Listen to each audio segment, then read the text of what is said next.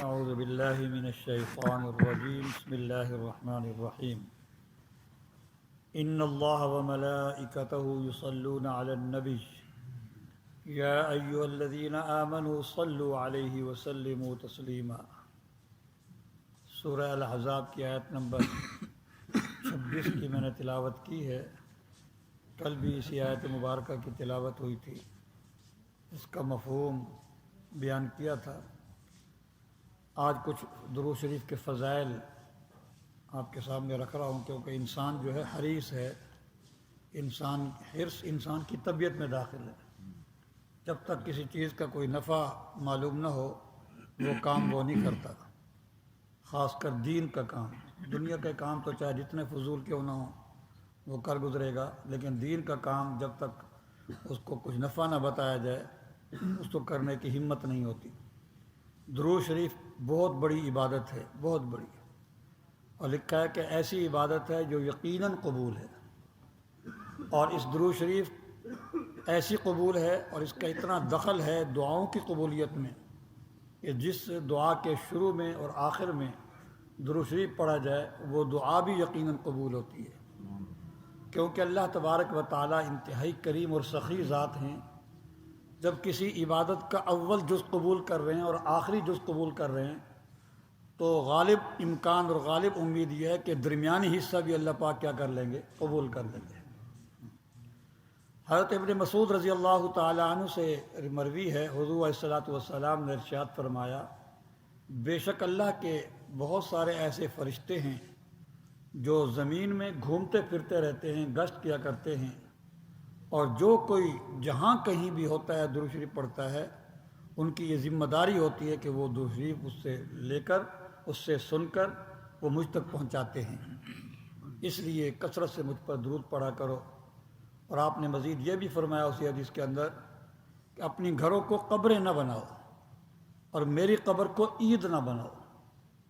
تو لکھا ہے محدثین کرام نے، گھروں کو قبریں نہ بناؤ، اس کا مطلب یہ ہے کہ جس طرح قبریں عبادت سے خالی ہوتی ہیں تمہارے گھر بھی عبادت سے خالی نہیں ہونے چاہیے۔ اس گھر میں عبادت ہی نہیں ہوتی، نہ تلاوت کی شکل میں، نہ ذکر کی شکل میں، نہ نوافل کی شکل میں، وہ گھر قبر ہے۔ اسے گھر قبر میں کوئی عبادت نہیں ہوتی، اس لیے گھر کے اندر نفلی عبادات کا خوب اہتمام کیا کرو۔ اس لیے ایک دوسری حدیث کے اندر آتا ہے کہ نفل نمازیں جو ہے وہ بہتر گھر میں ہیں۔ ہاں بعض اوقات انسان سست ہوتا ہے، سستی ہو جاتی ہے کہ فرض پڑھ کر گھر میں جاؤں گا، یا گھر کا ماحول ایسا ہے، جگہ تنگ ہوتی ہے، بعض گھروں میں چھوٹے چھوٹے گھر ہوتے ہیں، بعض اوقات بچے زیادہ ہوتے ہیں، وہ شور شرابہ کرتے ہیں، پھر نماز میں سکون نہیں آتا، خشوع و خضوع پیدا نہیں ہوتا، یا میں سستی کر بیٹھوں گا، وہاں گھر جاؤں گا تو کوئی آ جائے گا، پھر وہ اسی میں مصروف ہو جاؤں گا۔ ان عوارض کی بنا پر تو افضل مسجد میں ہی نوافل پڑھنا ہے، جس طرح سنت موقدہ ہیں، غیر موقدہ ہیں، لیکن ویسے عام حالات کے اندر جب یہ عوارض گھر کے اندر نہ ہوں تو پھر گھر میں ہی جا کر پڑھنا نفل یہ افضل، زیادہ ثواب رکھتا ہے۔ اور میری قبر کو عید نہ بناؤ، مطلب یہ ہے کہ بن ٹھن کر زیب و زینت کے ساتھ میری قبر پر جو ہے میلہ ٹھیلا نہ کیا کرو۔ ہاں انسان یہ سوچے کہ میں جس کے در پر جا رہا ہوں وہ در اطہر ہے، ہاں وہاں تو انتہائی تواضع کے ساتھ، ہاں کوئی بھی تھوڑی سی بے ادبی ہو گئی ہم لوگ تو وہاں جا کر شور مچا دیتے ہیں، نعرے لگاتے ہیں، بالکل بے ادبی کی کسی شکلیں ہوتی ہیں۔ وہاں تو ذرا بھی بے ادبی ہو گئی ساری زندگی کی کایا جو ہے وہ محنت جو ضائع ہو جائے گی، ساری زندگی کی نیکیاں تباہ و برباد ہو جائیں گی۔ قرآن مجید کے اندر ہے لا ترفعوا اصواتکم فوق صوت النبی، وہاں تو آواز بھی بلند نہیں کرنی چاہیے، ہاں آواز بھی اونچی نہیں ہونی چاہیے، بڑے ادب ہوتے ہیں۔ تو بہرحال زیب و زینت کے ساتھ بن ٹھن کر میلے ٹھیلے کی شکل میں وہاں نہ جاؤ۔ اور اس کو صرف آج کل تو ہمارے ہاں ایک اس کو سیر و تفریح سمجھا جاتا ہے، حدیث میں آتا ہے ایک زمانہ ایسا آئے گا کہ حج عمرہ جو ہے وہ ایک سیر و تفریح ہو جائے گی، چلو بھائی چلو ادھر چلتے ہیں بس۔ باقی جانے کے آداب کیا ہیں، کس کے در پر جا رہا ہوں، تو جانے سے پہلے انسان کے رونگٹے کھڑے ہو جائیں کہ میں کس بڑی ہستی کے قبر اطہر پر جا رہا ہوں، اس کے در اطہر پر جا رہا ہوں۔ تو یہ کیفیت جب ہوتی ہے تو پھر اور مزہ ہی کچھ اور ہوتا ہے، سرور ہی کچھ اور ہوتا ہے۔ لیکن بس ایک جس طرح کہتے ہیں نا فارمیلٹی پوری ہوتی رہتی ہے، ایسے ہی کچھ پتہ نہیں اس کی حقیقت کیا ہے۔ تو بہرحال میری قبر کو عید نہ بناؤ، اپنے گھروں کو قبریں نہ بناؤ۔ اور مجھ پر کثرت سے درود بھیجا کرو۔ ایک حدیث کے اندر آتا ہے، عبداللہ بن عمر رضی اللہ تعالیٰ عنہما سے مروی ہے، حضور علیہ الصلوۃ والسلام نے ارشاد فرمایا، کل تو میں نے حدیث بیان کی تھی، جو ایک مرتبہ درود بھیجتا اللہ اس پر 10 رحمتیں نازل فرماتے ہیں۔ ایک حدیث کے اندر آتا ہے، مشکاہ شریف کی حدیث ہے، اللہ اس پر 70 رحمتیں نازل فرماتے ہیں۔ تو محدثی ملا علی قاری رحمۃ اللہ علیہ بہت بڑے محدث ہیں، حنفی ہیں، وہ اس حدیث کی تشریح میں لکھتے ہیں کہ اس کا تعلق جمعے کے دن کے ساتھ ہے، کیونکہ اللہ پاک نے کچھ اوقات ایسے رکھے ہیں جن میں ثواب بڑھ جاتا ہے، کچھ اوقات ایسے ہیں جس میں ثواب بڑھ جاتا ہے، تو اس لیے فرمایا کہ یہ جمعے کے ساتھ خاص ہے۔ جو جمعے کے دن اللہ نبی صلی اللہ علیہ وسلم پر درود بھیجتا ہے، اللہ 1 کے 10 کے بجائے 70 رحمتیں اس پر نازل فرماتے ہیں، اس کا ثواب بڑھ جاتا ہے۔ فرمایا کہ اس لیے مجھ پر کثرت سے جمعے کے دن جو ہے وہ درود پڑھا کرو، اس کا ثواب بہت زیادہ ہوتا ہے۔ اور ایک حدیث کے اندر آپ علیہ الصلوۃ والسلام نے ارشاد فرمایا، جمعہ افضل دن ہے سب دنوں میں سے، اسی دن میں آدم علیہ السلام پیدا ہوئے، اسی دن میں ان کی وفات ہوئی، اسی دن میں سور پھونکا جائے گا، اسی دن میں سور پھونکنے کی بنا پر سارے لوگ بے ہوش ہو جائیں گے، اور پھر سور پھونکنے کے بنا پر دوبارہ اٹھائے جائیں گے اسی دن میں۔ یہ دن افضل ہے، اس لیے اس دن میں کثرت سے درود پڑھا کرو۔ وہ درود مجھ پر جو ہے وہ پیش کیا جاتا ہے۔ اور ایک حدیث کے اندر آتا ہے کہ من صلی علی نائیا ابلغتہ ومن صلی علی عند قبری سمعتہ، کہ جو دور سے مجھ پر درود بھیجتا ہے وہ میرے پاس پہنچایا جاتا ہے۔ جیسا کہ پہلی حدیث میں نے بیان کی، اللہ کے سیاحین فرشتے ہیں جو گھومتے پھرتے رہتے ہیں اس عبادت کو لینے کے لیے، تاکہ نبی کریم صلی اللہ علیہ وسلم کی خدمت اقدس میں پہنچایا جائے۔ اور جو میری قبر پر آ کر درود بھیجتا ہے وہ میں خود سنتا ہوں، کیونکہ اہل سنت والجماعت کا یہ اجماعی عقیدہ ہے، حضور علیہ الصلوۃ والسلام، انبیاء علیہ الصلوۃ والسلام اپنی قبروں میں حیات ہوتے ہیں، اس لیے قبر مبارک پر پڑھا جائے، فرمایا میں خود سنتا ہوں، اور دور سے پڑھا جائے تو مجھ تک پہنچایا جاتا ہے۔ آپ علیہ الصلوۃ والسلام صحابہ رضی اللہ آپ پر کیسے پیش کیا جاتا ہے؟ آپ کا جسم اطہر تو مٹی مٹی ہو جائے گا، گل جائے گا۔ حضور علیہ الصلوۃ والسلام نے ارشاد فرمایا، ان اللہ حرم علی الارض ان تأکل اجساد الانبیاء، اللہ تبارک و تعالیٰ نے زمین پر مٹی پر حرام کر دیا ہے انبیاء علیہ الصلوۃ والسلام کے جسموں کے کھانے کو۔ باقی عام لوگوں کے جسم تو گل جاتے ہیں، مٹی مٹی ذرہ ذرہ ریزہ ریزہ ہو جاتے ہیں، گل سڑ جاتے ہیں، لیکن انبیاء علیہ الصلوۃ والسلام کے یقیناً اجساد مطہرہ جو ہیں وہ بالکل صحیح سالم رہتے ہیں۔ اور ابن مسعود رضی اللہ تعالیٰ عنہ سے مروی ہے، فرماتے ہیں کہ میں بیٹھا نماز پڑھ رہا تھا، نماز سے فارغ ہوا تو اس مجلس کے اندر حضور علیہ الصلوۃ والسلام بھی موجود تھے، اور آپ کے ساتھ ابو بکر و عمر رضی اللہ تعالیٰ عنہما بھی موجود تھے۔ میں نے اللہ کی حمد کی نماز پڑھنے کے بعد حمد و ثنا کی، پھر اس کے بعد نبی کریم صلی اللہ علیہ وسلم پر درود بھیجا، پھر میں نے دعا کی تو حضور علیہ الصلوۃ والسلام نے ارشاد فرمایا دور سے بیٹھے ہوئے، ابن مسعود مانگ جو مانگنا ہے تجھے ملے گا۔ اس کی وجہ یہ ہے کہ درود شریف کی برکت ایسی ہے کہ اس کی برکت سے دعائیں کیا ہوتی ہیں؟ قبول ہوتی ہیں۔ حضرت فضالہ بن عبید رضی اللہ تعالیٰ عنہ سے مروی ہے، فرماتے ایک شخص آیا، اس نے نماز پڑھی، نماز کے بعد اس نے دعا کرنی شروع کر دی، نہ حمد و ثنا کی نہ درود شریف پڑھا، ایسے ڈائریکٹ جو ہے اس نے دعا کی۔ حضور علیہ السلام نے اے نماز پڑھنے والے، تو نے جلدی کی، تجھے چاہیے تھا پہلے تو حمد و ثنا کرتا، پھر نبی کریم صلی اللہ علیہ وسلم پر درود بھیجتا۔ وہی فضالہ بن عبید فرماتے ہیں پھر ایک اور شخص آیا اسی مجلس میں، اسی دوران میں، اس نے نماز پڑھی، نماز کے بعد پھر اس نے حمد و ثنا کی اللہ پاک کی، پھر نبی کریم صلی اللہ علیہ وسلم پر درود بھیجا، اور پھر جو ہے اس نے دعا کی۔ حضور علیہ الصلوۃ والسلام نے ارشاد فرمایا نماز پڑھنے والے تیری دعا یقیناً قبول ہوگی۔ عرض یہ کر رہا ہوں کہ ہماری دعاؤں کی قبولیت کے لیے اس کو درود شریف کو بڑا دخل ہے۔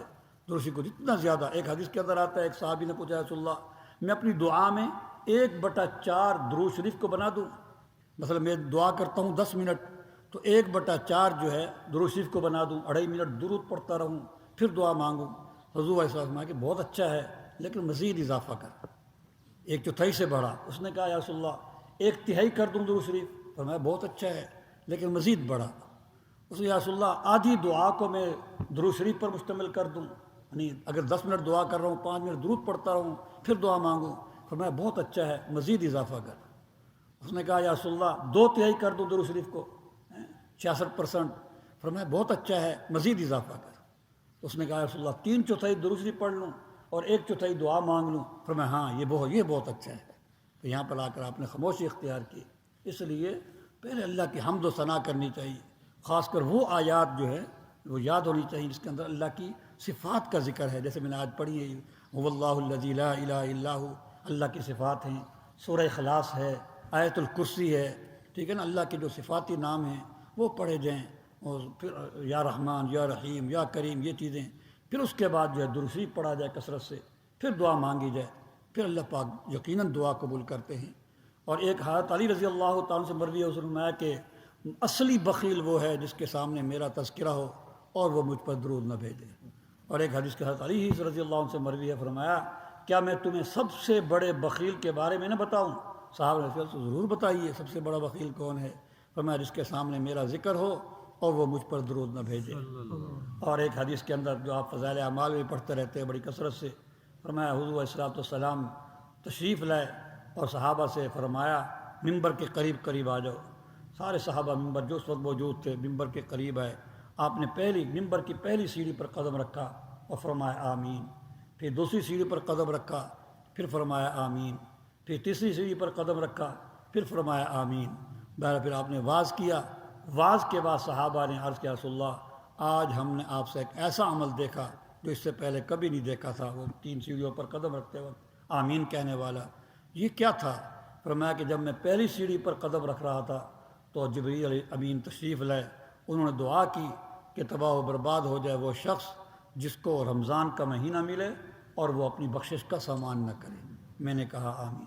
یہ سوچنے کی چیز ہے، اللہ پاک نے ہمیں یہ نعمت، اس نعمت سے نوازا ہے، بہت بڑی نعمت ہے اپنی بخشش کروانے کی، لیکن ہم اس میں خالی جھولی واپس چلے جائیں، مہینہ نکل جائے، بہت بڑی تباہی اور بربادی ہے، بڑی بدبختی ہے۔ فرمایا کہ جب دوسری سیڑھی پر میں نے قدم رکھا تو جبریل امین نے فرمایا کہ تباہ و برباد ہو جائے وہ شخص جس کے سامنے آپ کا ذکر ہے اور وہ آپ پر درود نہ بھیجے۔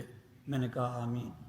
تو اس لیے جب بھی آپ کا تذکرہ آیا، جیسے میں نے پہلے بتایا تھا کہ ایک مجلس کے اندر کئی مرتبہ آپ کا نام آیا ہے، تو امام طحاوی رحمۃ اللہ علیہ کی رائے تو یہ ہے کہ ہر مرتبہ درود پڑھنا واجب ہے، ہر مرتبہ۔ البتہ جمہور کی رائے یہ ہے کہ مجلس کے اندر کم از کم ایک مرتبہ درود پڑھنا واجب ہے اور باقی ہر بار پڑھنا جو ہے وہ مستحب اور افضل ہے، لیکن احتیاط بھی اسی میں ہے، اور نبی کریم صلی اللہ علیہ وسلم کی محبت کا تقاضا بھی یہی ہے، آپ کی شفقت کا تقاضا بھی یہی ہے، آپ کے احسانات کا تقاضا بھی یہی ہے کہ آپ کے ذکر پر ہر وقت جو ہے وہ درود پڑھا جائے۔ اور پھر یہ درود عجیب سودا ہے، ہم ایک مرتبہ رحمت کی دعا کریں گے تو ہم پر کم از کم 10 مرتبہ ہم پر اللہ پاک رحمت بھیجیں گے، یہ تو سودا ہے بڑا عجیب سا۔ ہاں، اور جمعہ کے دن ہوگا تو 70 گنا ہمیں واپسی ملے گا۔ اور فرمایا کہ جب تیسری سیڑھی پر قدم رکھا تو جبریل نے فرمایا کہ وہ تباہ و برباد ہو جائے وہ شخص جو اپنے بوڑھے والدین کو پائے یا ان میں سے ایک کو بوڑھا پائے اور اپنی مغفرت کا سامان نہ کرے۔ تو میں نے کہا آمین۔ اسی والدین کی خدمت کا بھی اہتمام کرنا چاہیے۔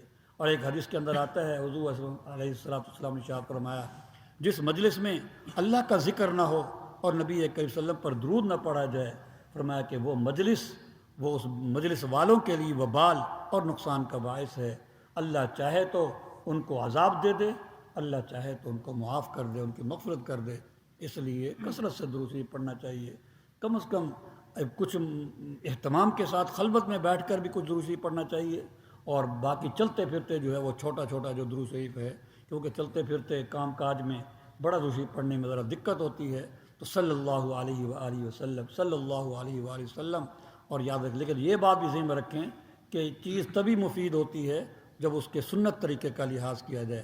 کوئی کتنی بڑی عبادت کیوں نہ ہو، لیکن سنت کا خیال نہ ہو، مسنون طریقے کا خیال نہ ہو، وہ عبادت لغو اور بیکار ہو جاتی ہے۔ اس کی سادہ سی مثال ظہر کی 4 رکعت فرض نماز ہے، امام صاحب نے پہلی اتحیات میں عبدو و رسولو کے بعد درود شریف پڑھ لیا، عبدو پہلی اتحیات میں، تو سب علماء یہی کہیں گے کہ سجدہ سہو واجب ہے، آپ نے غلطی کی۔